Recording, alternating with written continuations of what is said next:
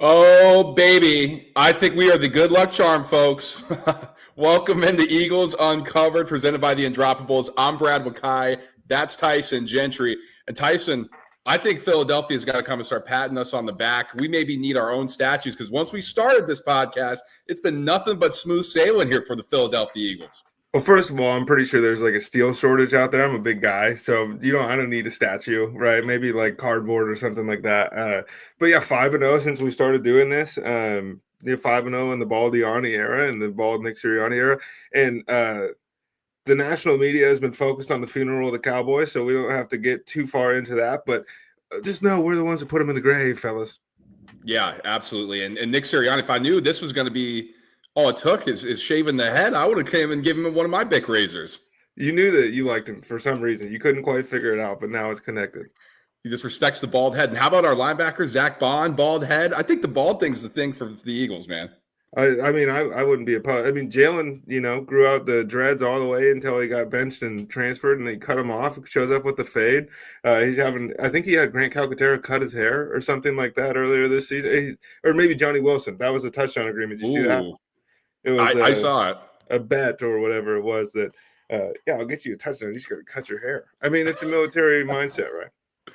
Absolutely. So we got a lot to talk about today. We are previewing mainly in this episode the huge showdown the Eagles have against the Washington Commanders on Thursday Night Football for division superiority. So we'll get into all of that. We'll talk about the defense, the offense, path to victory, give us our bold predictions at the end. But we have to bury the Cowboys. Come on. Anytime the Eagles can beat the Cowboys, it is a good day to be an Eagles fan. And that's what happened, Tyson. Just a dominant showing. And we knew it was going to be something like that. I mean, we were a little hesitant to say, oh, the Eagles are going to blow them out just because, well, let's be honest, folks. If you're an Eagles fan, you've seen what happens when the Eagles travel to Dallas. Doesn't matter the situation.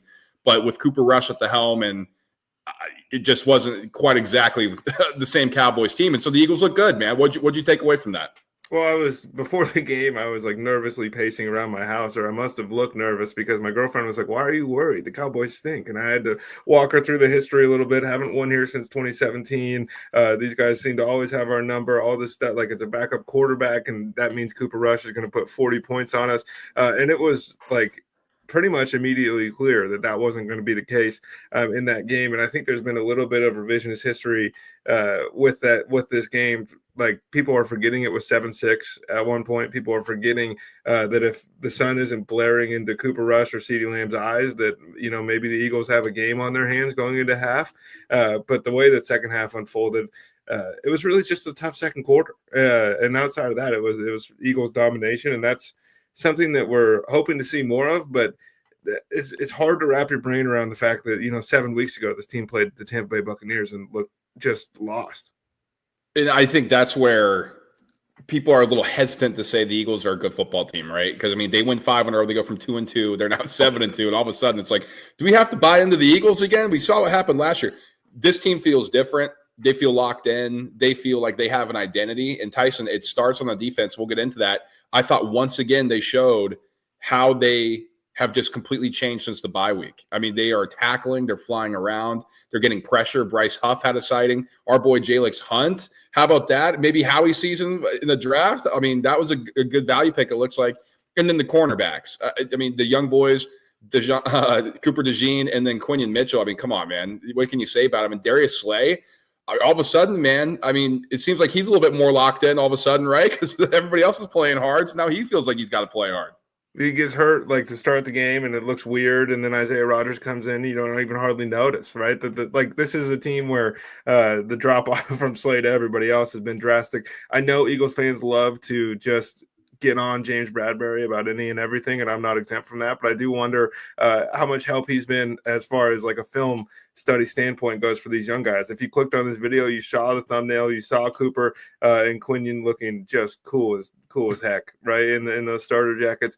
But it's really been like those two. Once Cooper DeJean showed up, and I'm hesitant to give him all the credit that kind of seems to be being lumped on him, but there is a drastic shift in the way this defense looks. But more than that, Brad, in this Cowboys game, Jalen Hurts turns the ball over at the 6-yard line after being sacked by Micah Parsons strip sack, whether he couldn't see or what. I mean, he had like 4.9 seconds to throw on average this weekend. That's something that you'd like to see cleaned up, but the defense has his back. They force a field goal. Earlier, Ezekiel Elliott rumbling inside the 5-yard line. Zach Bond forces a fumble. Cooper DeJean picks it up. Zach Bond forces another one when the game's out of hand, which, by the way, let's be honest, if that was roles reversed, I'm yelling, not a catch, not a catch, of course, from my couch. But that one, I'm yelling Eagles ball. And then who picks it up? It's Reed Blankenship, and it's a cast full of characters right now that are opportunistic, that are fast, and Brad, they're hitting. That's something we haven't had in 20 years.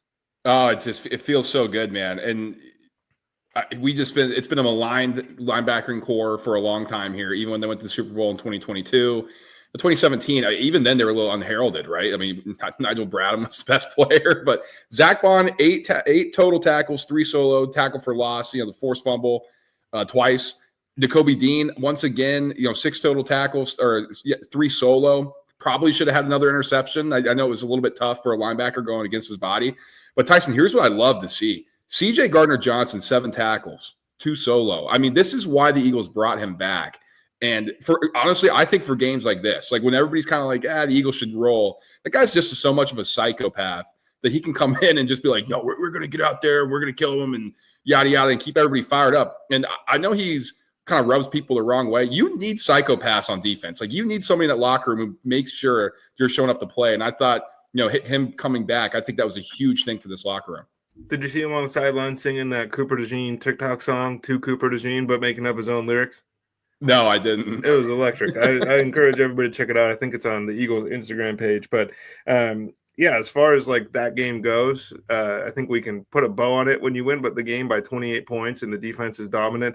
We're not going to sit here and nitpick Jalen getting sacked 5 times. Some of those were on him. Some of those were on the Sun. Some of those were on the offensive line or just the Cowboys. We got to give them a little credit. They had good moments. Trayvon Diggs had a heck of an interception. You'd love to see Jalen throw that to Grant Calcaterra, but at the end of the day, there's 7 corners in the league that can make that play.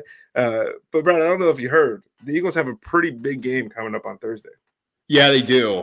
And it is a massive game, like you alluded to. I mean, this Washington Commanders team, new head coach, new quarterback, Dan Quinn and Jaden Daniels, they've been really the talk of the league, right? I mean, at 7-3, they just came off of a game that was a back and forth affair against the Pittsburgh Steelers.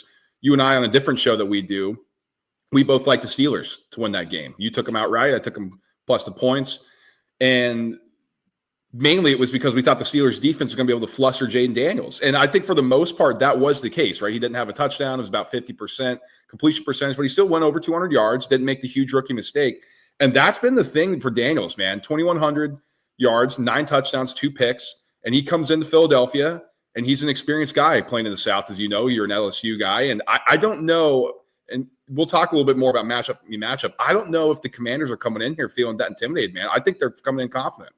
No, I think that in the NFL, there's never trap games or anything like that. But you'd have to be joking yourself to think these guys didn't have the Thursday night game against the Eagles circled on their calendars as soon as it came out. We knew kind of coming into the season, you and I, that we were higher on Washington, I think, than the national consensus. But we didn't think 7-3 in the way that they've looked so far. I mean, Jaden Daniels has been electric. He's been awesome. And that offense poses a ton of problems, right? And that's the thing. Brian Robinson Jr. is healthy. He's off the injury report. This is an offense that's running for 150 yards a game, which is a drastic difference than your Dallas Cowboys at they're sub 100. I think they're around 80. The Giants actually are the best run offense the Eagles have played here in this little streak, and they average about 120. But Daniel Jones makes up for a good chunk of that. The flip side is you get to play Daniel Jones, and so it's not quite as scary. The Jaguars weren't able to run the ball on them. The Bengals can't run the football. So this poses a new kind of threat to the Eagles defense that we haven't seen them necessarily have to tackle yet. And that's before you factor in that Jaden Daniels is an electric runner. We have tons of data on Vic Fangio dealing with mobile quarterbacks, but that's kind of null and void when he hasn't done it with this group. We got to see it with our own eyes how this team is going to respond. So what do you think this means here as we roll in? This will be the first litmus test. It's a stretch of 3 of the top-of-the-line quarterbacks, Jaden Daniels, then Matt Stafford, and then Lamar Jackson. But this is the second division game for the Eagles. This will be the third division game for the Commanders. They've played the Giants twice, won both times. The Eagles dominated the Giants 28-3. Where do you think this is at for you on importance? Like, is this a absolute must win? They need to do it now, or how do you view this? I don't think it's a must win as far as like, because everything you want is still in front of you. If you lose this football game, you still have a path to the number one or to the NFC East championship. But it does have significant impact, I think, on trying to hunt down the Lions for the number one seed in the entire NFC. They look the most gettable they've looked all season on Sunday night against Houston, although they ended up winning that football game in spite of Jared Goff, which is something that is terrifying if you're, a fellow NFC East or NFC fan.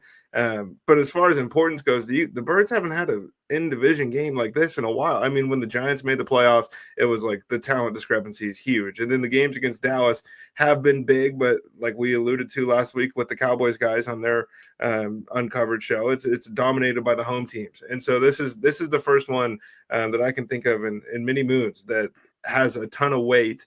And it kind of feels like, it's a hot team versus a hot team, which is not always common in these. Yeah, and I just feel like no matter what the state of the franchise is, the Eagles and Commanders always split. Mm-hmm. Like I don't know if it's happening this week. I don't know if it's happening right before Christmas on the 22nd of December when the Eagles got to go on the road. But it just feels like this is set up to be a split. So if you lose this one, if you're the Eagles, it's like, yeah, that sucks. But you're still 1-1 in division. Now that does make it pretty difficult because the Commanders would be 3-0. So if you look at that, maybe the Commanders get tripped up. So I do think this is an important one at home. Like the Eagles. This is especially with this stretch here, Tyson, where you got to go, you play at home, then you got to go road game at LA, road game at the Ravens. Like this is the one I think the Eagles are circling because if you win this, then you get an extended week to get ready for the Rams. So I think this is just a huge matchup for them. I think they're going to come in here, and obviously you play to win every single time, but this to me feels like we need to be focused, we need to be buttoned up, we need to be ready to go. Yeah, it just means a little more. You're trying to build a bully on defense. And so when you can show that off in a division game on a short week, do you think Bezos is like high key pumped with the fact that this ended up on Thursday? When the schedule dropped, he's like, God dang it. This is the matchup you gave me? Yeah, Bezos is pumped. He's probably pissed that he didn't buy the Commanders now based on the situation now. But okay, let's get into the game itself. Let's start with the defense because you mentioned it. And I think that's what everybody's going to focus on, Tyson, because the Eagles' defense has been really good recently. I mean, you want to look at advanced stats, DVOA, they're top 10, EPA per play. They have now climbed into the top 10 on the defensive side of the football. And this Commanders' offense continues to roll on offense. Like Jaden Daniels has not had the rookie wall yet. He's not had issues. Cliff Kingsbury, everybody's kind of wondering when the cliff's going to fall off, for lack of a better term. And it just hasn't happened yet. I mean, they continued to look good. And this is against a strong defense in the Steelers last week where they were moving the ball at will. And I mean, save for a couple mistakes, they win that football game. So how do you think this Eagles defense matches up when you look at things on paper?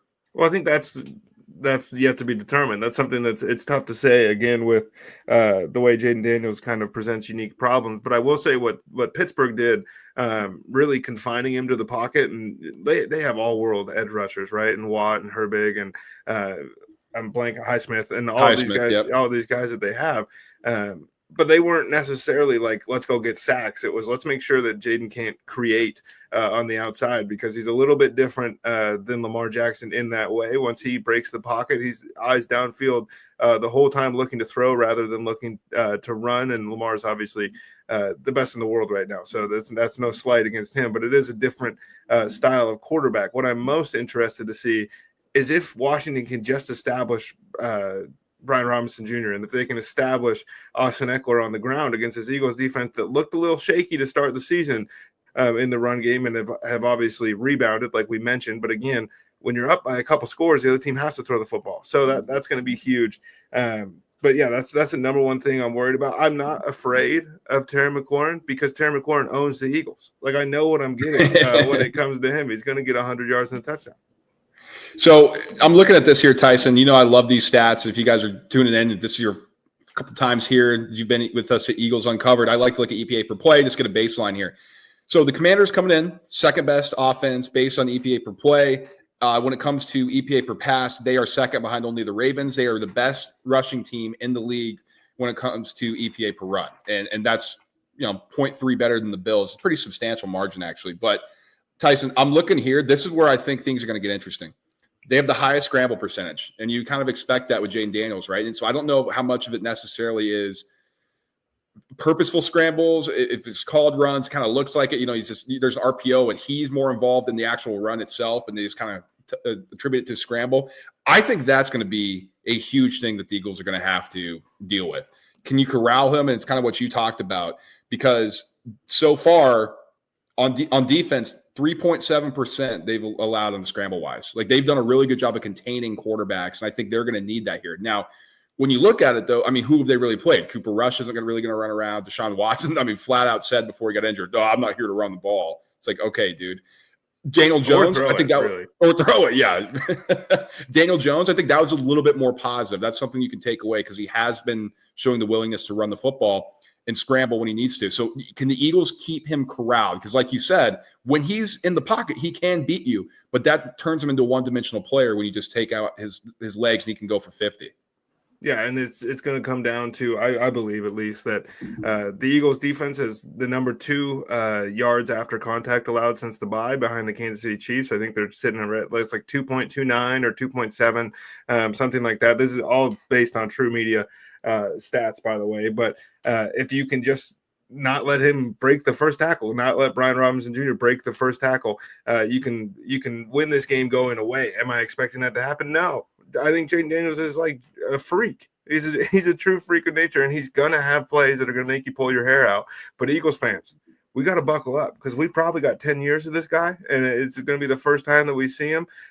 So don't overreact to great players doing great things. Here's what stood out to me, Tyson. I'm looking at these stats. This is kind of surprising here. Washington ranks 13th in sack percentage at 6%. Mm-hmm. They convert pressures to sacks, I think, at the highest rate in the league. Well, on the offense, yeah, I mean, it's weird, right? Because he's got the scrambling quarterback and he can get outside the pocket. So I was kind of shocked when I saw it. I thought, that kind of limits you, at least in terms of, your guy getting sacked. I mean, let's think about some scramblers here. The Buffalo Bills have the lowest. Josh Allen, he can get outside the pocket, run around, avoid sacks. Lamar Jackson tied for second, with 3.9% sack percentage, lowest. Let's just look at Jalen Hurts. Now, this is kind of interesting. 30th, right? 9.3% sack percentage. He's more of a designated run type of guy. We've seen him scramble a little bit more, but that was something that surprised me, Tyson. Them sitting 13th here, and I look at the Eagles. We're maligning their pressure. They're now top 10 in sack percentage, 7.8%. Which I think that's something to note here. Can they get after this offensive line that has been susceptible to giving up sacks and pressure, even though their quarterback can move around? And last thing for me on this defense is, I think this is another one of the Jalen Carter game record games. Like, we got the one against the Saints where it felt like he essentially single-handedly won that game for this team. And I think that he might do it again. A little low-key thing from that Cowboys game was him hitting Rico Dowdle 2 yards in the backfield to force that field goal and really set the tone for the game. The Eagles, Milton Williams has to show up. Jordan Davis has to show up. Thomas Booker, all of these guys. But I think at the end of the day, if he wins his ones, Philly's going to be living in that backfield. Let's get to the offensive side here, Tyson. I think this is a little bit of a scary matchup for Jalen Hurts facing Dan Quinn. I mean, Dan Quinn's done a good job against him in the past. There have been games with, Jalen's gotten his number, and that normally happens at home. So I think you feel better at least when Dan Quinn was with the Cowboys, and the Eagles had a hard time going on the road to Jerry World for whatever reason. But at home, the Eagles have been able to perform well against Dan Quinn's defense. This is an aging defense, a little bit older. I think it's still a different look than what he had with the Cowboys, who are young, explosive, could kind of do everything that he wanted. Because this defense for the Commanders, they're 20th in EPA per play. So not quite the elite unit that we're looking for here, at least Dan Quinn would like. And on the flip side, this Eagles offense, Tyson, I know people are like, wow, it feels like there's something missing. Shane Steichen left and yada, yada. Well, they're 8th now in EPA per play. They've looked good. And it's after the bye. I'd love to see what they are now. But 8th in EPA per play, EPA per pass, I think you still have a little something to be desired there. They're 14th. But EPA per rush, we kind of know this. I think this is where they can eat. They are 3rd in the league behind only the Commanders and Buffalo Bills in that statistical category. Yeah, and Washington right now is allowing it's either 4.6 or 4.9 yards per carry to the opposing team as they run the football. So this might be your Saquon Barkley game. You didn't necessarily get it against Dallas. If you're a bettor, I apologize for him getting down at the 1 there to start the game. Another freak play by him, by the way. But this is a Saquon game. This is a power football game. This is who the Eagles have kind of decided this is going to be our identity. And then the outside is Benjamin St. Juste. And I think Forbes is on the bench right now for Washington. And Frankie Louvu is a great player for Carolina. And he's a little maybe over the age cliff, but he still presents some problems there. And the D-line has some guys on it. But this is an opportunity for the Philadelphia Eagles to really lean into what we've seen since the bye, and we're a run the ball crowd here at the Eagles Uncovered, so we love to see that. But exploit the one-on-ones on the outside, exploit any man coverage that you can get, because they will show it to you with Dan Quinn, and they're going to be exotic in the way that they bring pressure. So it's going to be on Jalen and Cam Jurgens to really identify those things early. But Jalen Hurts, like Mike Zimmer, did a lot of crazy stuff to start that football game on Sunday. And then by the middle of the second quarter, essentially, all the answers to the test were had. And Hurts was fantastic in the third quarter, and the Eagles starters only play 3. And I think that we might get something similar here. We thought in the Jags game, like a team that runs man at the rate the Jaguars do, we're going to get an AJB pop-off game. And I know he just had 5 for 106 yards or whatever it was, but it still feels like we're waiting. And this isn't a matchup that he has dominated since he joined the Birds. Yeah. I mean, I'll be interested to see this, Tyson. You know, one thing, I think this was great. And the Eagles, it felt like a college game in a way against the against the Cowboys last week, where the dominant team, they kind of have a tune-up game before their big one, and they want to get all their starters out and the rest of them. And the Eagles knew they were having a short week. That was perfect for them. The Commanders are in a dogfight with the Steelers. You know, they're going balls to the wall on that. The Eagles are sitting there back coasting. Jalen Hurts doesn't play the fourth quarter. Saquon Barkley only has 15 touches against the defense that can fly around a little bit, and the Cowboys, or at least hit you a little bit. I mean, perfect, right? Like Smitty catches 2 balls. He's kind of doing cardio out there, staying in shape. He had like 3 should be touchdowns, or could have been touchdowns. Oh, for sure. And that was the perfect thing if I'm looking at this Eagles offense, right? Everybody stayed healthy. Nobody really had a concern. And then Jordan Mailata, we're expecting him to potentially be back on the left side here, which is huge against the defense, Tyson, for the Washington Commanders, who are actually able to get after the passer pretty good. Like, that's something Dan Quinn's been able to do. Everywhere he's been, 8.5% sack rate for this Washington Commanders team. And it's a lot of it's scheme. Like, we just don't see one game wrecker out there, like just going out there and just demolishing offensive lines. It's a lot of, like you said, that they have to pay attention to, Hurts and Jurgens, you know, twists and up front, or like overload certain sides. So having Jordan Mailata who can just take away somebody, I think that is huge. Yeah, and it was nice to get Dallas Goedert back in the fold on offense there, and Calcaterra has been a wonderful fill-in, I think, at the tight end position, better than anybody else has been in Dallas's absence in quite a while. So you might have 2 pass catchers, but Brad, at the end of the day, this thing comes down to running the football for me. Washington Commanders rank 21st in EPA defending the pass. They rank 15th in EPA defending the rush. Overall, they are 20th, like I stated. So this is something the Eagles got to take advantage, right? Like, this is what they paid Kellen Moore for. This is where Kellen Moore, you know, if you want to be a head coach in this league, these are the games you get your money, right? Like, this is something you scheme up. This is something where you get Saquon Barkley moving downhill and Jalen Hurts in favorable positions. That's the thing, right? If they can operate from a plus perspective or a plus situation, the Eagles should be able to put up points. This is going to come down to, can Vic Fangio have this defense shutting down Jaden Daniels? Careful with the putting up points thing on Thursdays. And I know the Bengals and the Ravens gave us a show, but it's not been high flying in these Thursday night games. It's been a slog. It was like the first, what was it? The Bucks and Falcons was a fireworks show. Yeah, and everybody's like, oh my God, these Thursday night games are so back. And it was like 20-13 and like 21-18. Over and over again. Oh, it was brutal. So let's get the path to victory, Tyson, before we close out our bold predictions. I kind of laid mine out a little bit, so I want to hear yours, and I'll kind of finish with mine before we move on.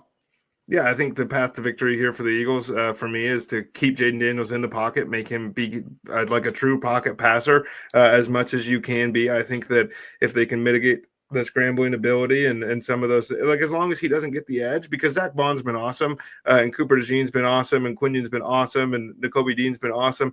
Jaden Daniels is a freak, and it's hard to expect that he's going to lose one-on-one in space against a linebacker, and that's not a slight against any of the guys on Philly. It's just kind of the reality of the situation. And then on the flip side of the ball, just turn around and hand that thing off. Just hand it off. I think that the Eagles can run the football for 250 yards this game. Woo-wee. Keys victory. I agree with you. Let's keep Jaden Daniels in the pocket. Let's force him to be a one-dimensional thrower. I think the Eagles, though, You got to sack them. You need negative plays. You need this Cliff Kingsbury offense to be operating not ahead of the chains. They've done a really good job of that in plus situations for a rookie QB. If they can have them in third and long, so they can have them in second and long situations, I think maybe we can see some mistakes that he hasn't been willing to do. And honestly, Tyson, I think there's been some turn down throws that Jane Daniels had as well. That's why his mistakes are so low. But if you get him behind the sticks and he has to push the ball down the field, maybe your boy Quinion Mitchell. I don't know if that's going to be a bold prediction, but maybe he gets his first this week. But on the offensive side of the ball, stay balanced. I mean, you're talking about running the football. I agree, but you have to be able to throw the football accurately and push the ball, take advantage of these one-on-one situations. A.J. Brown has to eat. Smitty's got to get open. And I think Dallas Goedert could be in for a huge game as well. It feels like we've been saying that for the Dallas huge game for a while, except for the Saints game, and that was the one he popped. Well, in his return, I was pretty impressed. Touchdown and had a big third down conversion. He could have had two of them things if Trayvon Diggs wasn't so good at lurking. He's just fantastic. Yeah. So let's get into bold predictions.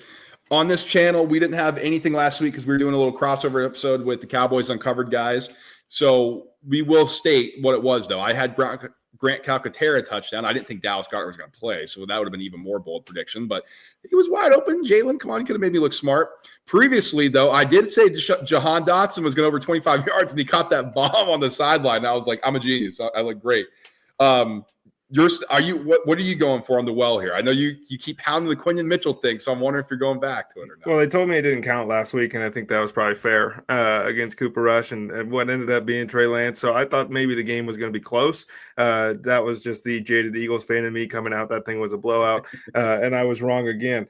I think this week, Brad, my bold prediction for this game is that I think that Cliff Kingsbury's the other shoe's dropping. I think personally, I think that there's going to be some discussion after this about why the rest of the NFL isn't able to stop a halfback draw 17 times in a row at the goal line. Why some of these things, these quick hitters to the outside are maybe a little bit easier to expose against a guy like Joey Porter Jr., who I think is a heck of a player, but not quite as quick in his hips as somebody like Cooper DeJean. I think the Eagles can do a lot to stifle this Washington offense. And look at us, like from where we were after that Tampa Bay Buccaneers game to sitting here saying my bold prediction is the Eagles defense is going to shut down the number one offense in the NFL is crazy. So what is 10 points? What's the bold prediction? Oh, well, I didn't know you were going to go that far. How about let's go the Eagles defense keeps the turnover train rolling. They force two turnovers. Okay, I love that. That's a great bold prediction. That seems bold. It does. Now, I was going to go here and say, the Eagles love revenge games. Jahan Dotson, I don't think it's coming this game. I think they're too focused on winning, right? I'll give you guys a spoiler. Next time they play the Eagles in Washington, Jahan Dotson's going to get in the end zone. I don't think it's going to happen here. This, to me, we're talking about A.J. Brown one-on-one. This is a Smitty game. I don't even know if it's that bold. I think it's 100 plus on a touchdown. Is that bold enough for this segment? I mean, yeah, I think for this segment, we'll take it. He had 2 catches for, 14 yards, something like that last week, and he could have had 5 for 125 and 2 touchdowns. Right. It's getting hard with the bold predictions when everything is kind of within the realm of possibility. If we would have started the show at the beginning of the year, we could have been, these would have been truly insane. And right now it feels like par for the course. And also Zach Ertz's first game back in Philadelphia since leaving. So that's a little something. It's Vinny Curry night at the link. They're retiring him. They're putting him in the Ring of Honor. It's a reunion. Should be fun, man. Should be good. So let's close with this prediction. Eagles win, yes or no? Yeah. Eagles win for me as well.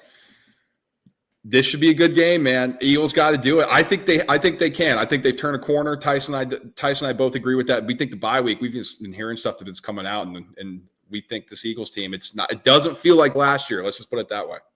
It's weird to have a team that likes each other, and what are we at? 3 weeks in a row with no Nick Sirianni drama in the media. They're running out of things to talk about. In the national media, the local media, he said something wrong in the headset or whatever. So yeah, WIP's gone. Did you see the way he looked at the end of the third quarter? That's not a winner. All right, let's get out of here. You've been listening to Eagles Uncovered, presented by the Undroppables. We'll be back breaking down what we saw on Thursday before previewing next week in another huge matchup against the Los Angeles Rams. Thank you all for tuning in. We'll speak to you guys soon.